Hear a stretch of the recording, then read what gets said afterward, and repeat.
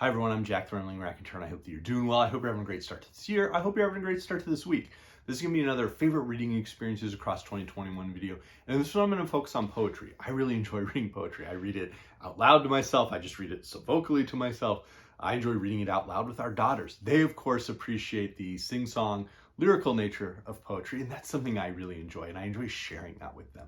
But the other thing I really love about poetry, I deeply appreciate about poetry, is the specific imagery, the metaphors that great poets conjure up. I think of a great poem as sort of like a lens through which we can view the world. And maybe that lens is going to cause us to telescope out and we're going to see something far in the distance that we wouldn't normally see. Maybe we're going to zoom in and see some tiny bit of the universe or the world or of life that the poet wants us to focus on. But that lens is going to shift our perspective on whatever the poet is, writing about. And that's what I appreciate. I love that shift in perspective. Often a great poet will conjure up images and connect them in a way that I never have. And now I get to share that. So I'm carrying around that lens to pop out at times to view the world from that perspective. And it's just something I absolutely love. So I enjoy getting into poetry. Some of these are like whole books from poets. Others are anthologies, and they're all books that I was spending a lot of time in this year. So top poetry book I read this past year was The Poems of Lorde. I loved this. I read it in May at a pace of about 5 a day across the month. And just really trying, what I would do is I would read the previous day's 5, and then I would read the current day's 5. I would go read the notes on the current day's 5, and then I would go back and reread the current day's 5, like again, to just kind of get this sense. Lorde was a Kashmiri writer from the 14th century, and mystical. The notes often provide insight into particular spiritual practices, spiritual metaphors that Lorde is conjuring. Some of these are poems sort of from a wider school, not just attributable to her, but this is fantastic. I loved it. I reread it later on in the year. With that, another old poet would be Virgil and the Eclogs. These were interesting. Virgil, the more and more I read from Virgil, the more and more I appreciate how subversive and ironic he can be. And it's not something I picked up when I first read the Aeneid in college, and I've really just enjoyed spending more time in his different poems. I'm going to read the Georgics later this year. But the Eclogs are pastoral, but they're pastoral with this sense of twilight is here or night has fallen. And it's not just happy times in the fields. There are moments of those. There are also moments of like, that was my farm that was stolen, or gosh, that's the person who stole this person's farm. And it feels very real. Just really enjoyed it.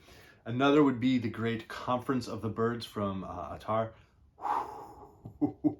Cannot recommend this book highly enough, along with the other two. Just a real joy to be able to read this full book.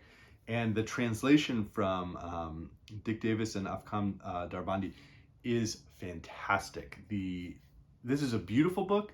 It is, I think it's comparable to The Pilgrim's Progress in some ways, but it is such a beautiful book. The different birds and the ways that they take on certain personalities, and they're archetypal, of course, but they take on personalities. They have voices that feel slightly unique and special. It's just a beautiful book, and it's a very hopeful book.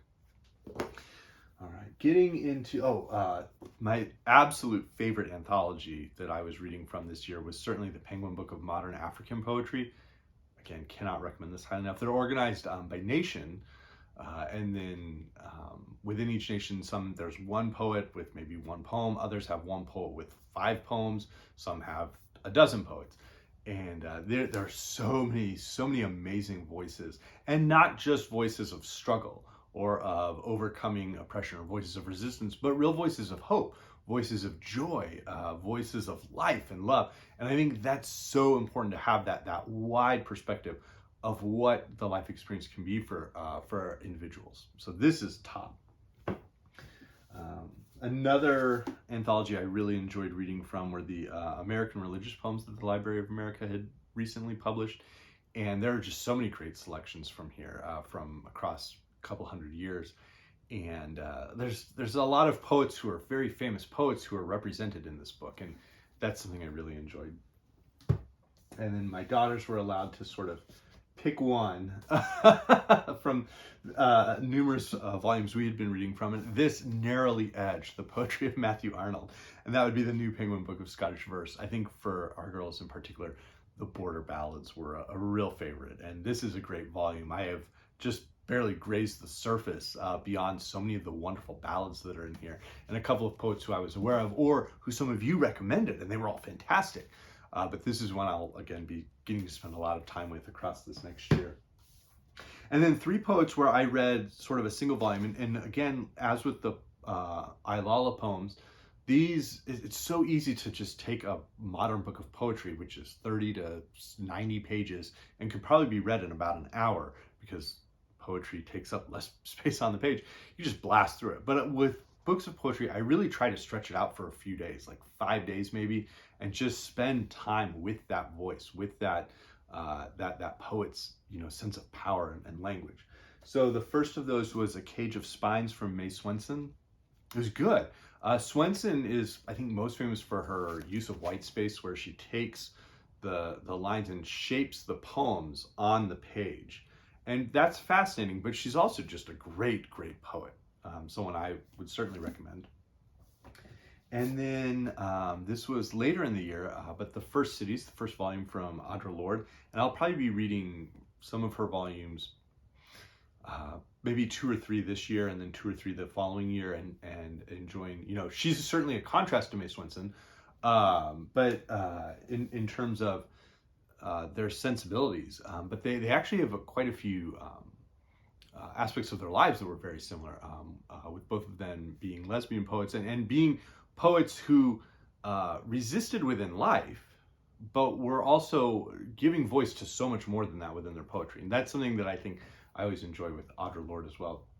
And then finally, Frank Stanford, I had finally acquired his collected poems, but The Singing Knives, the first book of poetry from Frank Stanford, an Arkansas poet, and just really dealt with a lot of depression and experienced, some real horrible moments of life, real doubts, but could write some incredible poetry in his short life. So these were my favorite books of poetry from across 2021. Let me know if there are some you have. Again, those of you who've been giving recommendations from the New Penguin Book of Scottish Verse, please continue.